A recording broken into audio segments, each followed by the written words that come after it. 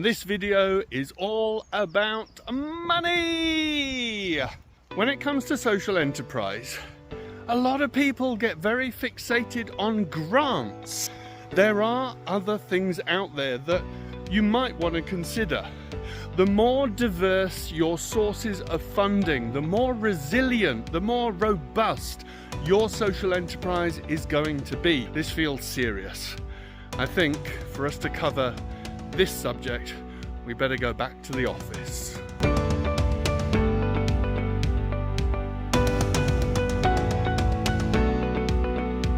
In private businesses, they talk about investment, whereas in social businesses, we do tend to talk more about funding. And the problem with that is it limits us. It keeps us thinking about grants. You really do need to know what your choices are, because you might accidentally shut off some of these investment options by some of the decisions you are about to take. So in this video, we're going to go through what some of these investment options are. At the very least, you should know what's out there so you can plan accordingly. Grants, of course, we'll be covering that. But we're also going to look at loans, equity investment, community shares, and probably popping in a little bit about trading as well, regarding tendering, a very particular kind of trading. Now, to be honest with you, each of these points are probably worth a video all of their own. So I want you to consider this video as just dipping your toe in the water, broadening your perspective, helping you consider all of your options so that you can begin to make some informed decisions. And if you do want to know more about any one of these particular investment options, then pop something in the comments and perhaps it'll be the next video. All right, so number one, grant funding, the main reason why you are listening to this video. I'm no fool. I know that's what everyone is chasing. And I do understand why. Because it's a big chunk of money that comes in, and unlike some of the investment options we're about to look at, there's no repayment. Yay! But grants do come with strings. You need to understand the administrative reporting responsibilities, and you need most of all to make sure that you're applying to the right type of grant fund. Have confidence in your abilities, in your area of interest, and find a fund that matches it. Avoid, as far as you possibly can, twisting and contorting yourself to fit the criteria of a particular fund just because you can see the pound signs in front of your eyes. And grant funding is a competitive process. When one person gets a grant, then that means somebody else didn't. And grant funders are spoilt for choice. So in your application, not only have you got to set out why you ideally, perfectly mold yourself to their interests, but you've also got to make sure that you stand head and shoulders above the competition. Please recognize that when you go for a grant, and if you are lucky enough to secure a grant, the funder is giving you that money essentially to buy social output, social outcomes, or indeed environmental outcomes from you based on what you put in your application. They've seen alignment between their interests and what you're delivering, and that grant is buying outputs. That's why you have to show their logo on your website and any of your promotional literature, because they want recognition for supporting these social or environmental outcomes. And you need to be aware that if you do not deliver what you said you were going to deliver in your grant application, there is always the risk of clawback. That is, the funder comes to you and says, because you did not deliver what you said, we want our money back. It is rare, but it does happen. So you need to make sure you deliver exactly what you said you were going to deliver. And if for any reason the reality of what you're delivering starts to go off course and you can't bring it back in line with your application, make sure you go back to the funder and tell them. Most funders will negotiate with you and find a way forward. The main reason people end up facing clawback is because they didn't inform the funder until the very end of the project. Next up, let's talk about loans. Common garden business loans from your bank. Social enterprises generally get a little bit twitchy when the suggestion is made that they might want to look at a bank loan to support their next development. And I do understand why. Generally, it's to do with concerns about whether you're going to be able to afford the repayments. For me, when an enterprise says they're not sure because of the repayments, it suggests that you don't have a great deal of confidence in your ability to trade. And that in itself is a concern. So if that's you, I encourage you to take a look at that. Look at why you are concerned about making repayments. Of course, the thing about any form of bank loan is it really should be invested in the business to grow the business. And that means the trading element. So logically speaking, if you've secured a bank loan to develop your trading activity, why can't you afford the repayments? The real advantage with a bank loan is you're not tied down in the same way that you are with a grant fund. You do have much greater flexibility over how you use that investment, and that leaves you freer to take advantage of opportunities that maybe you didn't see before. We are also starting to see the emergence of a different kind of loan. You might call this a social loan, where a lender says they will convert a proportion of the loan into a grant depending on your performance. I've seen this a lot with regards to job creation. So frequently you'll have a situation where you'll receive some loan funding that enables you to grow and develop the business. You get more trade income coming in, and that enables you to begin employing people. And that is a magnificent outcome. And lenders will look at that and say, right, for every job you create, I will convert, 10% of your loan into a grant so that you never have to pay it back. So whilst loans do make people nervous, don't discount them out of hand. This next one, equity investment.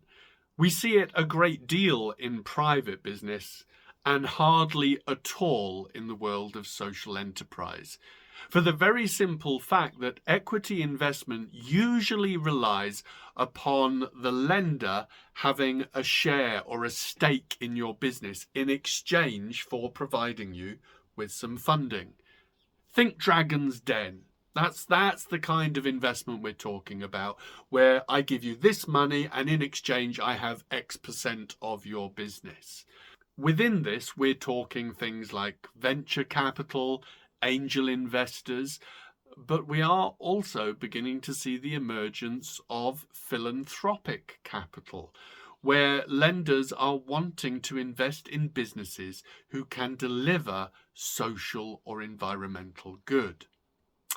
Therefore, if you haven't set up a social enterprise yet, do consider this option before you choose your legal structure, because the majority of social enterprise structures deliberately remove the possibility of somebody being able to have a stake, a percentage shareholding of the social enterprise. There's many reasons for that, which I'm not going to go into here. That will come in a later video around legal structures. The thing is, if your business idea is well aligned to the interests of an equity investor, a philanthropic investor, then perhaps that should be your focus. As I mentioned in the video of why, I asked the question, why do you need a social business structure? Because there's nothing stopping you delivering good through a private business structure. And in fact, with the emergence of a type of business called a B Corp, then you can establish yourself as a private shareholding business that is recognized by an independent assessor for delivering social or environmental good.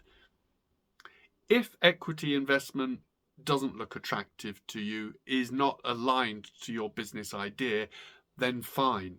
Go forward in confidence when you're deciding what legal structure you need.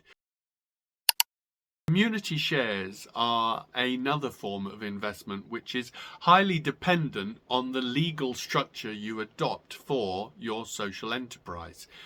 Community shares can only be issued by community benefit societies. They are a very particular type of share. They can't be traded, exchanged on the marketplace like shares in a company. They are a form of what's known as patient capital, because investors recognize that if they want to withdraw their share capital at any point in time, the Community Benefit Society is legally entitled to do so when it is financially prudent. However, this kind of investment is getting increasing recognition for things like community pubs, renewable energy schemes, and the way it's being applied is getting broader and broader, particularly where grant funding is getting harder and harder to come by. The thing about community shares is it opens the doors for communities to feel ownership over your business development. And depending on what your business idea is, that could be exactly what makes the difference between your idea being a success or a failure. The wonderful thing about community shares is it can unlock other kinds of funding.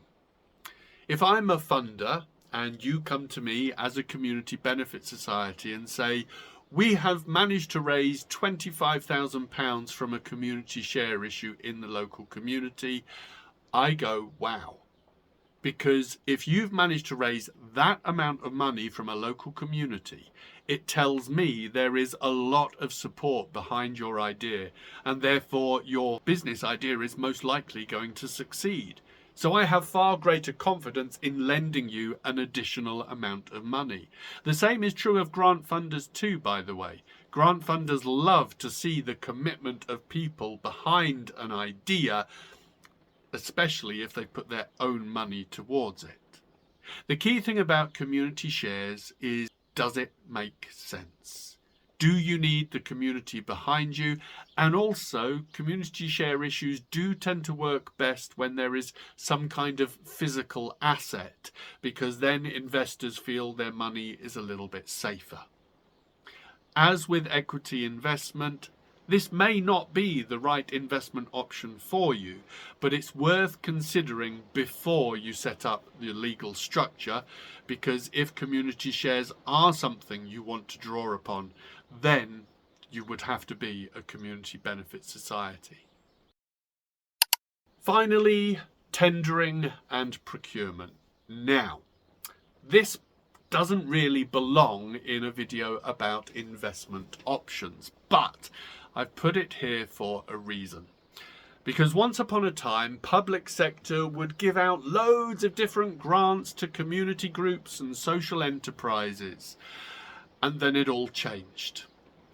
As grants came under greater scrutiny, as pressures came to bear on local authorities, they began to move the funding that they historically gave as grants into tendering and procurement. Therefore, you might find yourself needing to look at submitting tenders to secure funds that would have historically been provided as a public sector grant.